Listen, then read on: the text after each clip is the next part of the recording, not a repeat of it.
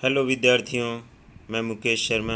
आज का हमारा टॉपिक है problems on linear differential equation with constant coefficient. यह है बीएससी पार्ट थर्ड के पेपर डिफरेंशियल इक्वेशन का टॉपिक है।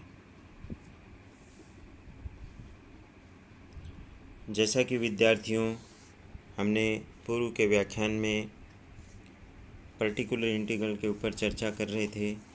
इस एक्सरसाइज के ऊपर पहले हमने CF पे चर्चा करी, कॉम्प्लीमेंट्री फंक्शन पे, फिर पर्टिकुलर इंटीग्रल पे चर्चा करी। पर्टिकुलर इंटीग्रल में हमने e⁴ के लिए पर्टिकुलर इंटीग्रल कैसे निकालते हैं वो पूर्व के व्याख्यान में दिया था, हमने समझाया था। आज का हमारा जो टॉपिक है particular integral for sin AX और cos AX। अगर कोई भी जो डिफरेंशियल इक्वेशन है, जो आपकी linear differential equation with constant coefficient है, उसके लिए sin AX और cos AX के लिए पर्टिकुलर इंटीग्रल कैसे निकालते हैं। जैसा if f(d²y = sin AX / cos AX), sin AX या cos AX आ जाए, ये बटा में नहीं है, ये ध्यान दें। sin AX या cos AX आ जाए तो आपको क्या करना है, जो पर्टिकुलर इंटीग्रल है वो 1/f(d² sin AX और cos AX), d² को आपको -a² रख देना है। और a क्या होता है, x के पास में देखो, sin AX तो x के पास में a है, उसका स्क्वायर करके उसके आगे माइनस लगाओ और वो d² की जगह पुट कर दो। तो ऐसी स्थिति में दो केस बनते हैं कि भाई f -a² not equal to 0, तो भाई कोई दिक्कत ही नहीं है। यही जो होगा वो 1/f(d² sin AX / cos AX) का सीधा 1/f -a², d² को -a² रखा, sin AX और cos AX। और अगर 0 बन जाए, देखिए सेकंड नंबर केस जो हमने लाइन से नीचे बॉटम में देखिए, f -a² अगर 0 बन जाए, अर्थात पी जो है वो 1/d² + a²n, भाई ऐसी शेप होगी जब भी तो 0 बनेगा। देखो d² को -a² पुट करो तो -a² + a² 0 बनेगा। तो ऐसी स्थिति में आपको पावर कैलकुलेट कर लेनी है। पावर कैलकुलेट करके और आपको इस फॉर्मूले में रख देना है, -1n x⁴n, n क्या है, d² + a² है, और इस फॉर्मूले में -1n x⁴n 2a⁴n factorial. Sign के लिए यूज़ कर रहे हो तो sin AX + n π/2 कर देना, cos के लिए यूज़ कर रहे हो तो cos AX + n × π/2 कर देना। अब हम इनके ऊपर बेस्ड प्रॉब्लम्स करेंगे तो आपको समझ में आ जाएगा। विद्यार्थियों, आपको पूर्व के व्याख्यान जो कॉम्प्लीमेंट्री फंक्शन के हैं वो एक दो बार ध्यान से देखें ताकि आपको CF लिखना आ जाए। जैसा कि हमारे पास में एक एग्जांपल आ रहा है, सॉल्व। ध्यान दीजिए, example number 1, solve d² + d + 1 y = sin 2x।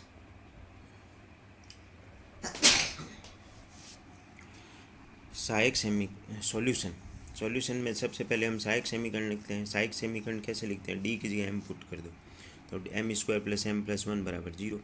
तो m इसको हमने सॉल्व कर लिया, m = -1 ± -√में 1 - b² - 4ac/2x है। तो m के मान आगे माइनस का आधा ± √3/2 आयोटा।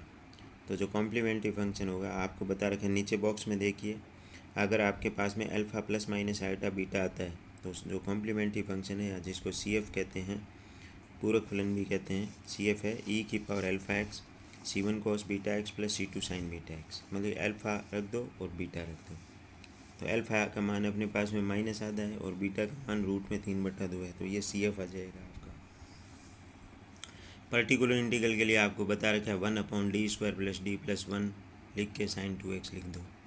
आपको पता है साइन और कोस होते हैं तो d² को -a² रखा जाता है, तो d² को -a², a क्या होता है, x के पास में जो है, तो ये -2 का स्क्वायर यानी -4 रख दो तो 1/-4 + d + 1 sin 2x। d -3 आ जाएगा क्योंकि -4 में 1 जुड़ जाएगा, तो ये d -3। अब चूंकि साइन और कोस जब भी होते हैं तो इनका d² से ही ये हाथ मिलाते हैं, तो ये समझ लो कि ऊपर नीचे अपने d+3 की मल्टीप्लाई कर दी, तो ये आ जाएगा नीचे d-3 d+3 फिर d² - 9 बन गया, a - b a + b a b² - b²। फिर यहाँ बट्टा में देखो d² - 9 है, यहाँ देखिए d² - 9, फिर d² दिखा तो इसको वापस -4 रख दिया। अब sin 2x को मल्टीप्लाई कर दिया d में, तो d sin 2x आ गया, फिर 3 sin 2x आ गया। अब d का मतलब डिफ्रेंशिएशन, इसका sin 2x का डिफ्रेंशिएशन 2 cos 2x आ गया। तो ये मेरा कुल मिला के क्या आ गया, पर्टिकुलर इंटीग्रल आ गया। तो पर्टिकुलर इंटीग्रल आ गया तो y = क्या होता है, CF + PI। तो CF अपनी लिख ही दिया, PI जो आपको देखो ये नीचे निकाला है -1/13 2 cos 2x + 3 sin 2x, ये रख दिया, ये आंसर आ गया। इसी तरीके से एग्जाम्पल नंबर 2 देखिए, solve d³ + d² - d - 1y = cos 2x। Solution, सहायक समीकरण d की जगह m पुट कर दीजिए, m³ + m² - m - 1 = 0। फिर आप इसके फैक्टर कर लीजिए तो m = आ गया 1, -1, -1। CF है वो आपको पता होना चाहिए। CF कैसे लिखा जाता है, C1e⁻x + C2, क्योंकि दो वैल्यू से m है -1, -1, तो इसके लिए C2 + C3x e⁻⁻x। ये एक नंबर आ गया। CF लिखने के लिए आप हमारे पूर्व का व्याख्यान देखें। पर्टिकुलर इंटीग्रल में आपको बताया 1 के बटा में d³ + d² - d - 1 लिखा, और जो भी cos 2x है तो cos 2x लिख दिया। अब d³ को आप d² × d लिख सकते हो। अब d cos 2x है तो a कितना है, 2, तो d² को -a² पुट करते हैं, तो ये आ जाएगा -2 का स्क्वायर, दैट इज़ -4। तो ये आ जाएगा, जहाँ जहाँ d² दिख रहा है 1/d² × d है, तो इसको हम d² को -4 लिख दिया। फिर d² दिखा -4 लिख दिया। फिर ये सॉल्व होके 1/-5d -5 आ गया, -5 कॉमन ले लीजिए। फिर ऊपर नीचे 1 - d की मल्टीप्लाई कर दीजिए, तो फिर नीचे 1 + d 1 - d है, तो 1 - d² बन गया। फिर d² को आप -4 लिख दीजिए, तो ये आ जाएगा 1/, ये 1 + 4, ये कितना होता है 5 हो गया, तो -1/5 × 5। अब ये cos 2x को आप अंदर मल्टीप्लाई करा दीजिए, फिर आप cos 2x का डिफ्रेंशिएशन कर दीजिए, ये 2 नंबर आपका क्या आ गया, PI आ गया। तो आप y कंप्लीट जो सॉल्यूशन होता है वो y = CF + PI होता है। तो आपने देखो CF इस पेज पे 1 नंबर इक्वेशन देखिए, 1 नंबर समीकरण वो, और 2 नंबर, इनको जोड़ दीजिए, वो आंसर आ जाएगा। इसी तरीके से आप एग्जाम्पल नंबर 3 देखिए, d³ d² + 9y = sin 2x cos x। सहायक समीकरण d² + 9 = 0, तो m = आ जाएगा ±3i। CF = e⁻0x, क्योंकि इसमें देखो अल्फ़ा ±i बीटा होता है, अल्फ़ा का मान है ही नहीं 0, तो वो e⁻0x c1 cos 3x + c2 sin 3x। e⁻0x 1 होता है, तो c1 cos 3x + c2 sin 3x। Particular integral के लिए आपको 1/d² + 9 फिर मल्टीप्लाई में sin 2x cos x लिख देना। इस बार देखो दो ट्रिग्नोमेट्रिक फंक्शन मल्टीप्लाई में आ गए, तो इसको देखो हमने ऊपर राइट हैंड में देखिए बॉक्स, इसको हमने 2 के ऊपर नीचे गुणा करा ली, फिर 2 sin 2x cos x, तो इसमें फार्मूला लगा दिया 2 sin a cos b का, sin a + b + sin a - b। तो a की जगह 2x रख दीजिए, b की जगह x रख दीजिए, तो ये आ जाएगा 1/2 sin 3x + sin x। ये रखने के बाद में आपको ये रख दिया, देखो यहाँ नीचे देखिए sin 2x और cos x को 1/2 sin 3x sin x लिख दिया ट्रिग्नोमेट्रिक फॉर्मूले से, जो कि आपको राइट हैंड में बॉक्स में हमने समझा रखा है। फिर d² 1/d² + 9 की मल्टीप्लाई कर दी sin 3x में और sin x में।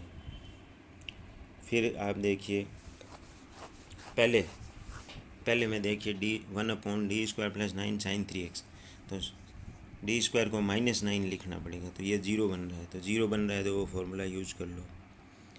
d² + 9 की पावर कितनी है, 1 है, तो -1 की पावर 1, x की पावर 1, 2 इंटू ए कितना है, 3 की power 1 upon factorial sine 3x plus 1 into π/2, क्योंकि n का मान 1 है। उस फॉर्मूले में जो आपको जहाँ 0 बन रहा था वहाँ दिखाया था, उस फॉर्मूले में रख दीजिए। फिर बी नंबर जो 1/d² प्लस 9 है, इसमें साइन x से मल्टीप्लाई में देखो, तो यहाँ d² को -1 लिखना पड़ेगा। तो कुल मिला के ये सॉल्व होके आ जाएगा। साइन 90 प्लस थीटा का फॉर्मूला लगा देना, वो cos थीटा होता है। तो ये पी आ गया, तो y इज इक्वल टू आपको CF प्लस पी करना है, तो जिससे आपका ये आंसर आ जाएगा। तो कुल मिला के विद्यार्थियों, आपको CF लिखना आना चाहिए, पी लिखना आना चाहिए, और तभी आप इनको क्या कर सकते हो, सॉल्व कर सकते हो प्रॉब्लम्स को।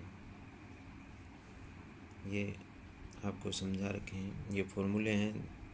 जब -a² पुट करने से नॉट इक्वल टू 0 तो कोई दिक्कत ही नहीं है, और -a² पुट करने से 0 बन जाए, नीचे देखिए, तो आपको पावर माइनस इसमें लगा देनी है, -1 की पावर n, x की पावर n, 2a की पावर n फैक्टोरियल n।